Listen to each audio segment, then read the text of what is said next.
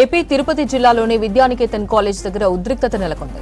3వ గేట్లో నుంచి కాలేజ్ లోపలికి వెళ్లేందుకు యత్నించారు మంచు మనోజ్. సిబ్బంది లోపలికి అనుమతించకపోవడంతో ఆందోళన వ్యక్తం చేశారు మనోజ్. అవ్వాతాతల సమాధుల దగ్గరకు వెళ్లనివ్వరా అంటూ మండిపడ్డారు. కోర్టులో కేసు నడుస్తుండటంతో లోపలికి అనుమతించడం వీలు కాదని స్పష్టం చేశారు పోలీసులు. యూనివర్సిటీలోకి వెళ్తుండగా మనోజ్ ను బౌన్సర్లు అడ్డుకోవడంతో పోలీసులు లాఠీచార్జ్ చేశారు. ఆ తర్వాత మనోజ్, మౌనిక దంపతులు లోపలికి పంపించారు పోలీసులు. ఫ్యామిలీలో గొడవలు, కాలేజ్లోకి రానివ్వకపోవడం లాంటి ఘటనలు ఎందుకు జరుగుతున్నాయో అర్థం కావడం లేదన్నారు మనోజ్. ఘటనపై పోలీస్ స్టేషన్లో ఫిర్యాదు చేస్తానన్నారు. సమస్యలకు పరిష్కారాన్ని తప్పక కనుక్కుంటానన్నారు మనోజ్.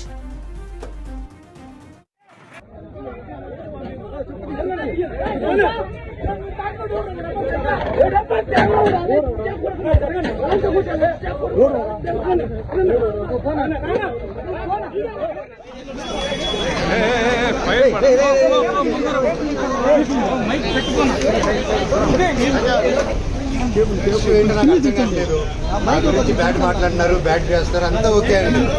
నేను నా ఇంటికి వెళ్తానండి, ఇంట్లో ట్రస్ట్ కోర్టులో కాకపోతే నేను ఎస్ఐ గారిని, సిఐ గారిని అందరినీ రెస్పెక్ట్ చేస్తాను, అందరినీ గౌరవిస్తాను. మాట్లాడాను, వెళ్ళిపోతాము. కాకపోతే ఎందువల్ల ఆపుతున్నారని అర్థం చేసుకున్నాను. ఇప్పుడు నేను తాత నాన్నమ్మ సమాధికి వెళ్తాం అనుకుంటున్నాను. అదొకటే దండం పెట్టుకుని వెళ్ళిపోతే పండుగ పూట పెద్దలు పండుగ ఆ దండం పెట్టుకుని వెళ్ళాలని. అండ్ అంటే ఇక్కడ ఏమైపోయిందంటే అండి, చాలా చిన్న బిహేవియర్ స్టార్ట్ అయిపోయింది.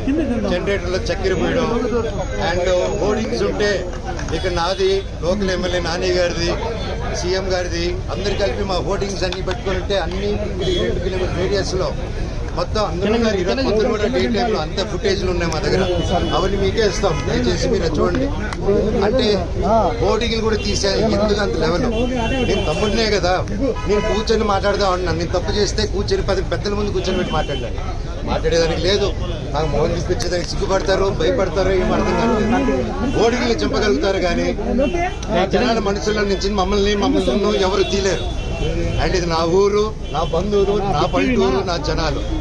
అండ్ ఈ క్యాంపస్ నా గౌరవం ఉంది.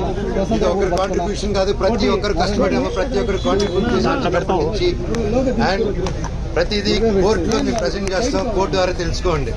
అంతేగాని కోర్టులో ఉన్నప్పుడు ఇలా ఫోర్స్ చేయడం, మా జనాల్ని, మా ఫ్యాన్స్ ని, మా ఫాలోవర్స్ ని బెదిరియడం, మీరు ఇక్కడికి వస్తే లాఠీ చార్జ్ చేస్తారని బెదిరిస్తూ ఉన్నారు. మేము ఇక్కడికి వస్తారు సార్, వస్తే లాఠీ చార్జ్ చేస్తాం. ఎందుకు లాఠీ చార్జ్ చేస్తారు సార్? నేను నా ఊరికి వెళ్ళినా, నా బంధువుల్ని కలిసినా, జల్లిగట్టుకు పోయినా, ఇక్కడికి వచ్చినా నేను సార్ రావచ్చు అంటే రావద్దన్నారు. సరే ఓకే, తిరుక్కుని పోతున్నాను సార్. నా తాత నాన్నమ్మ సమాధి దగ్గర పోతాను, మీరే పోలీసులు రండి సార్, మీరు నాతో పాటు రండి, నేను జస్ట్ 2 నిమిషాలు సమాధికి దండం పెట్టుకొని ఘాటుకి పోతాను సార్ అని చెప్పాను.